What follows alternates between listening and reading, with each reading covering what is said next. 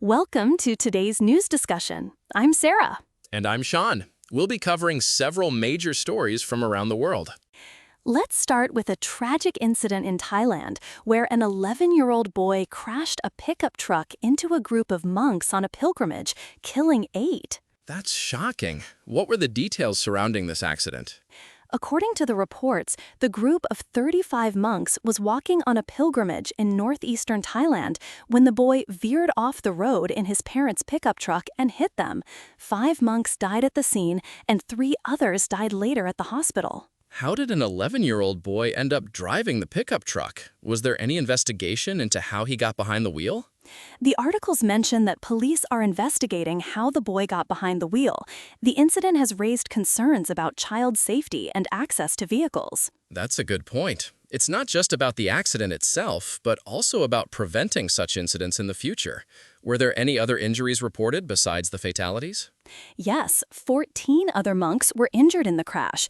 The severity of their injuries wasn't specified, but it's clear that the impact was significant. This is a heartbreaking incident. I hope the investigation sheds light on how to prevent such tragedies. Absolutely. Moving on to another story, the FBI has made a statement regarding the ransom notes in the Nancy Guthrie disappearance case. Nancy Guthrie is the mother of Savannah Guthrie, the Today Show anchor, right? That's correct. Nancy Guthrie has been missing for months, and there have been several ransom notes and messages.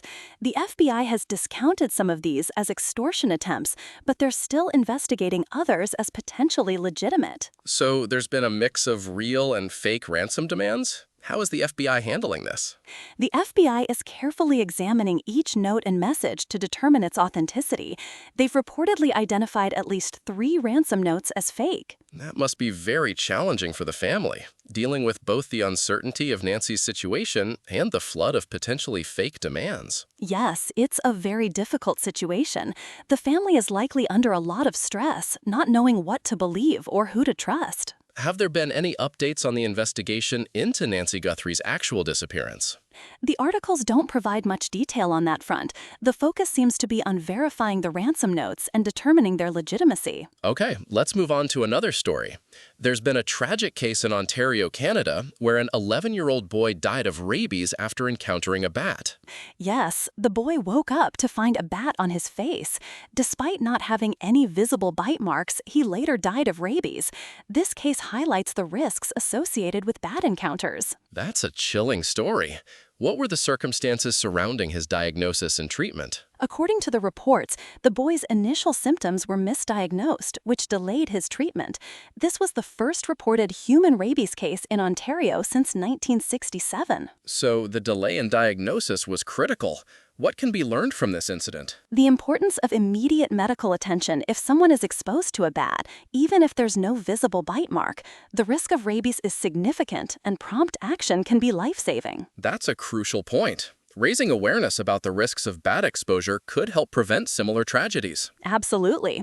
And finally, let's discuss the bombing in Damascus, Syria, where a cafe was targeted, resulting in significant casualties. The reports vary slightly, but it seems there were at least 5 deaths and numerous injuries. What are the details surrounding this incident?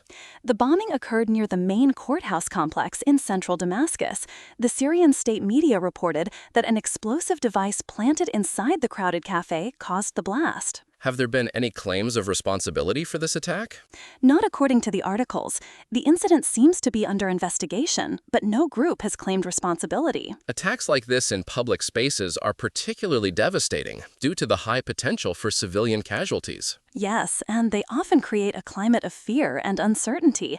The international community usually condemns such acts. Indeed.